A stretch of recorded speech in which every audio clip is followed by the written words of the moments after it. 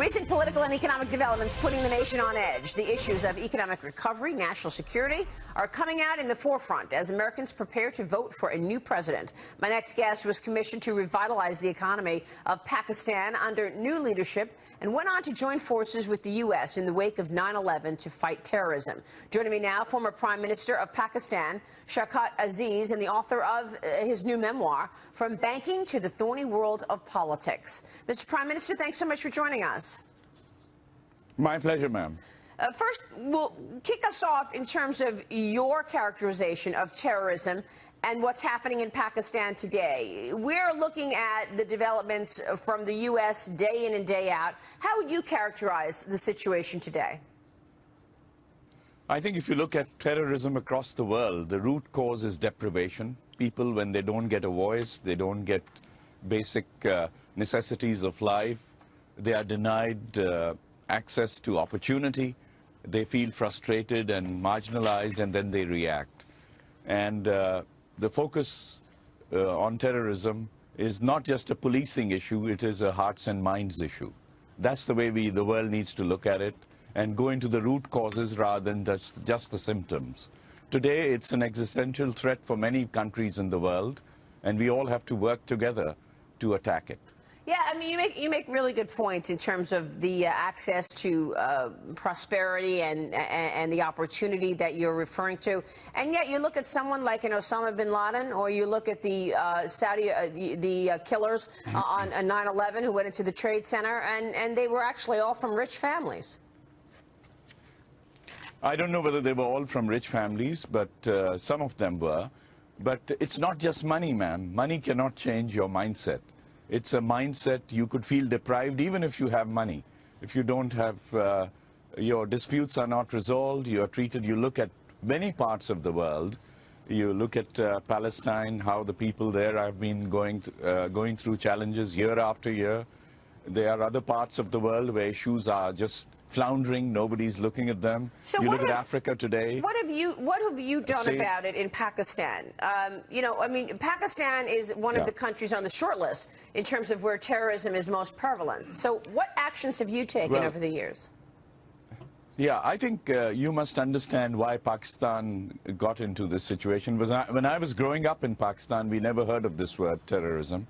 Of course, the Afghan situation, what happened after the Soviet invasion in Afghanistan, the world rightly decided to oppose it, and then people were recruited from all over the world to fight the armies which were coming in. They fought, they liberated Afghanistan, but then I think Afghanistan was sort of abandoned by the world. So when you enter a conflict, when you enter an area of lots of challenges, there must be a coherent exit strategy also. We got the initial objective achieved, that the Soviets were left and Afghanistan was left as an independent country, but nobody helped them. So they were left hanging high and dry. There should have been a comprehensive economic plan, a comprehensive development plan, something to occupy the youth with opportunity, build new projects, build various commercial and industrial enterprises. Everybody ran away. And Pakistan, being a neighbor of Afghanistan, had to be engaged because we have a common border.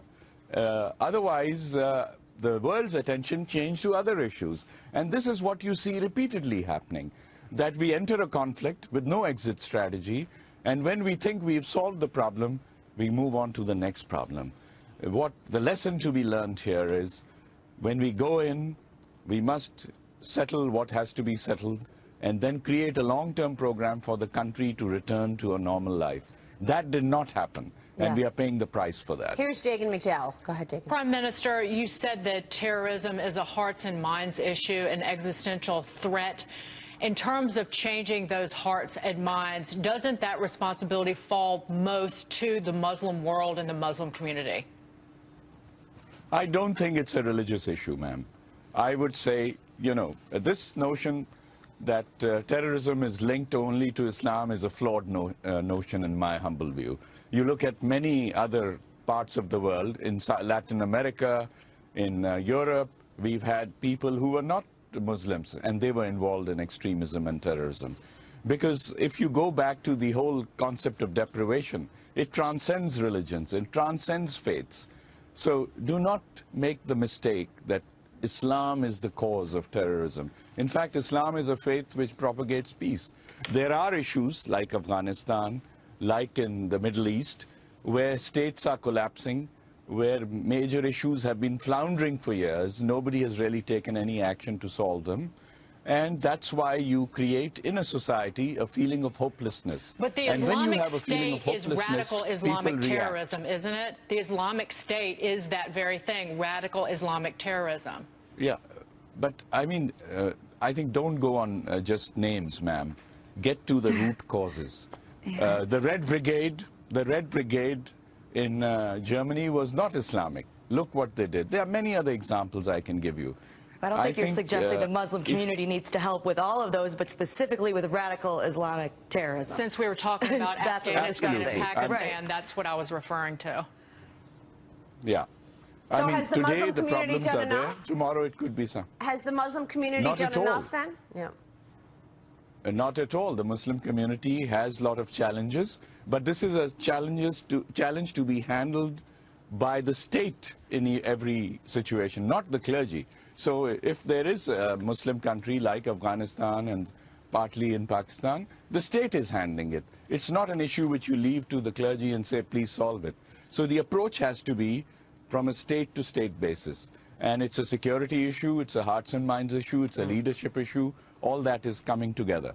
So if we just say that, look, every Muslim is a potential terrorist, so treat them accordingly when they land at our airports, that's not the way to solve terrorism. The way to solve terrorism is understand the root causes in each situation, try to address them, help those countries get over the challenges they face, and then ensure good governance, democracy, and other things which will get people feeling better about their future. This is really what the core of the problem is. Yeah, Mr. Prime Minister, and we should point out that you survived a terrorist attack yourself before becoming Prime Minister in 2004. I did. How would you characterize the U.S.'s handling of all of this and the foreign policy coming out of the U.S.? We're about to speak with Chuck Hagel, former Defense Secretary, who, of course, has been opinionated in his own right. But from your standpoint and part of the world, has the U.S. Been effective? I think, first of all, let's say, first of all, let me give you a generic answer, and then I'll come to the U.S. The way to tackle terrorism is, first of all, you need strong leadership.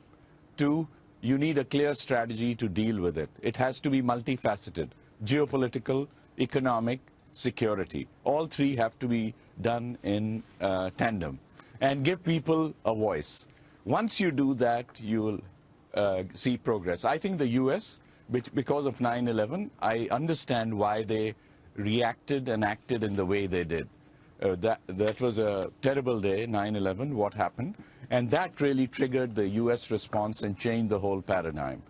And U.S. then sent in troops everywhere. U.S. sent in other things. But even if you take countries like Afghanistan, the amount of military intervention, or the amount spent on military intervention, was huge, and that helped contain the issue. There's no question about it. But again, what next?